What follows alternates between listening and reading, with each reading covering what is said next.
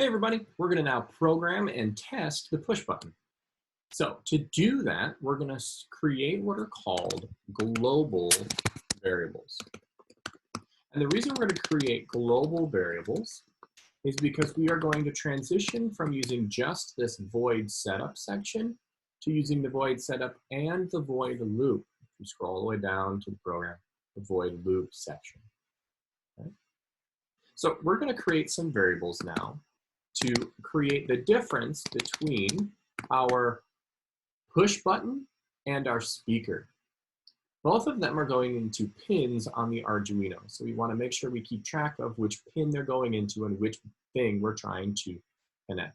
So we're talking, so we're going to create an integer variable for the speaker pin. And we have to remember, what number did the speaker pin go into? That's right, pin 12. So speaker pin is now going to be defined for pin 12. So anywhere in the program we see speaker pin, it will do pin 12. We do the same thing now for the button. The button also is connected to a pin on the Arduino, and so we need to know where it's going. And hopefully you remember the button pin is set into pin 3. Pin 3. Good. So now I have set these as global variables before the void setup section, which means anywhere in the void setup section it sees speaker pin, it will know to put 12. Anywhere it sees button pin, it will know to put 3. It will also know that if we have any programming in the loop section. We don't have anything in the loop section yet, but we will when we program the next song. So we're just going to test this for now. So we're going to put the speaker pin in and the button pin. Great. Now within the setup section, we also need to tell the computer what these pins are actually doing. We didn't need to do that before now because the only pin we had, pin 12, was set as an output. And the default setting for the pins is an output. So we're going to tell the computer that the speaker pin is still an output. Now notice the color changes there. This is an orange. So that's a specific kind of command. And this turned blue, another specific kind of command. So you know you've done it right when you've got some color changes happening. Now we also need to do this for the button pin. But the button pin isn't sending information out to the button pin, but rather the button is trying to send information into the Arduino, right? The button is going to send us a signal that essentially says, play. That's going to be the goal of the push button. So we're going to be looking for that to be an input signal. And specifically, in this case, we need it to be an input pull-up. Now, there's definitely a couple different kinds of input that this Arduino can handle and what it does with them. For our purposes right now, we just need this to be an input pull-up. All right, so we've got our pin modes set. We've got our global variables. Now we just need to make sure the rest of our program is going to work. But right off the bat, as I move down into the program, I can see I have already got an integer variable assigned to the number 12.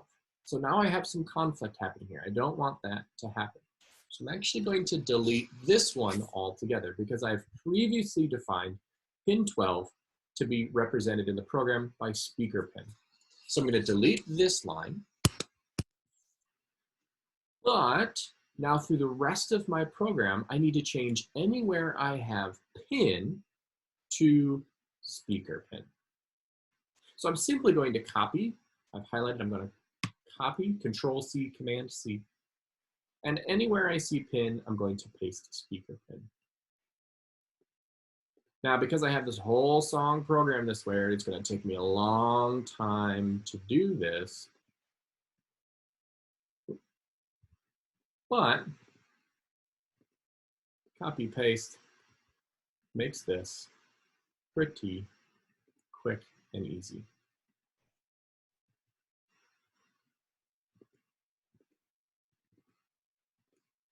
I'm double clicking on the word to highlight the whole word, and then Command V or Control V to paste what I have copied, that speaker pin text.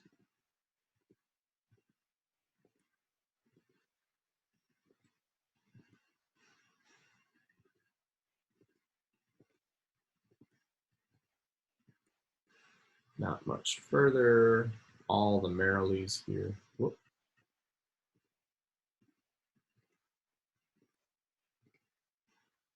Life is but a dream. I'm going to verify, make sure that I did everything right. Uh-oh, missed a pin. Gotta love that verify. Helps me make sure I've got everything right here. Compiling, done, compiling. Cool. Now it should be set and ready to go. So bring my circuit up, ready to go. I'm going to upload and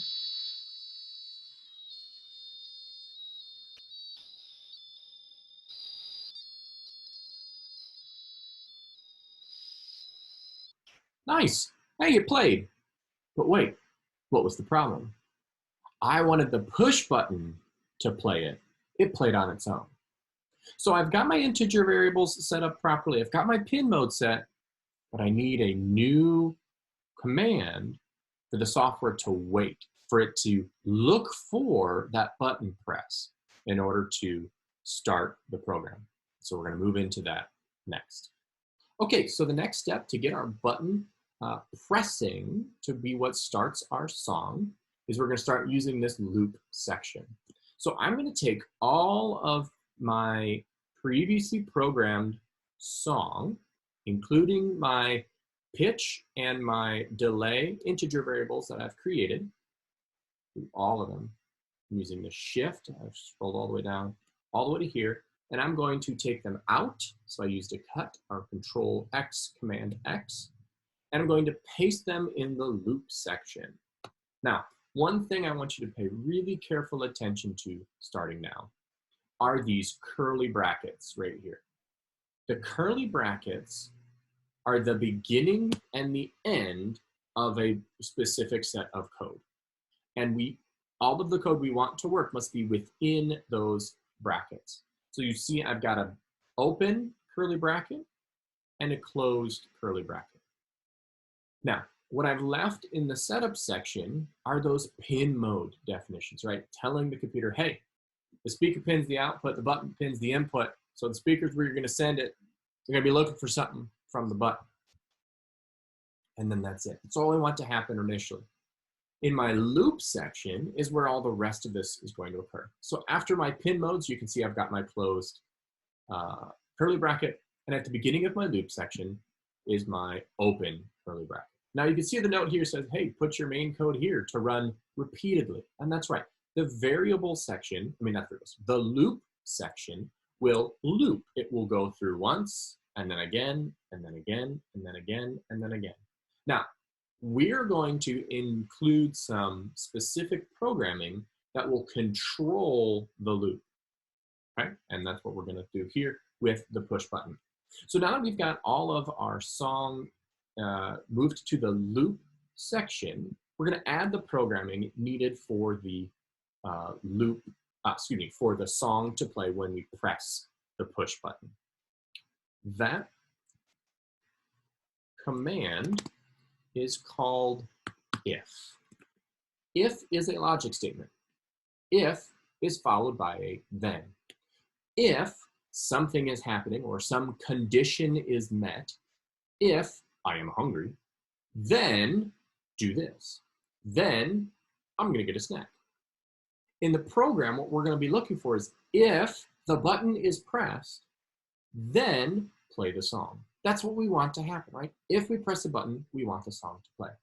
So what we need to tell the computer is say, if you see the button being pressed, then play the song. So let's start with the if you see the button being pressed.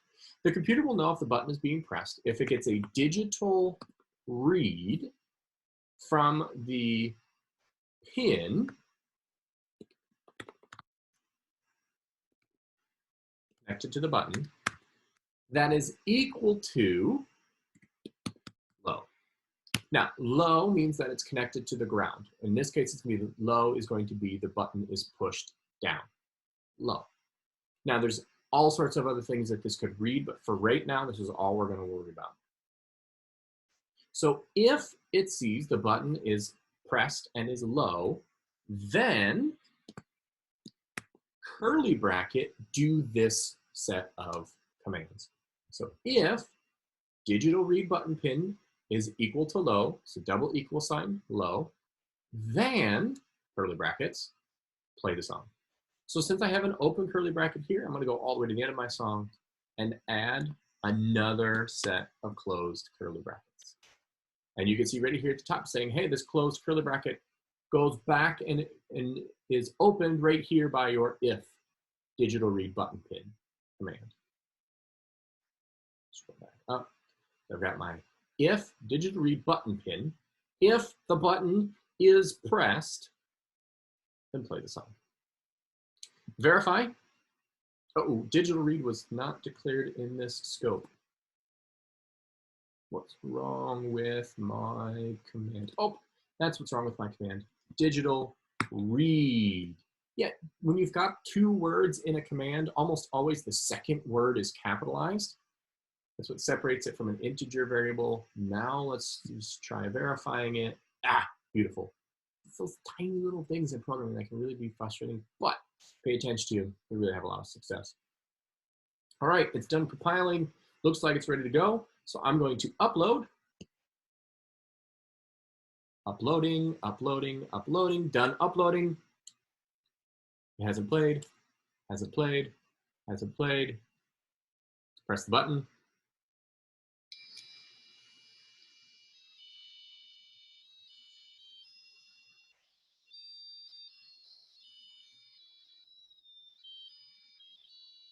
Nice. And check this out. It only played that one time. Why? Because I only pressed it once. It played through. And then what it's going to do then is it's going to come back to the top of the loop section, set these variables again, and then look for the if.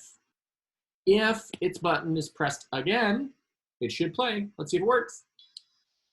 Awesome. Now, it will not interrupt the song when I press the button now, because it's in that code still. Now, it'll play again, again, and again. Cool, so that's how you can test to make sure your push button is integrated into your circuit properly, and how you will integrate it into the song that you are finding and you are programming. I'm excited to see what songs you pick. I'm excited to hear them on your push button.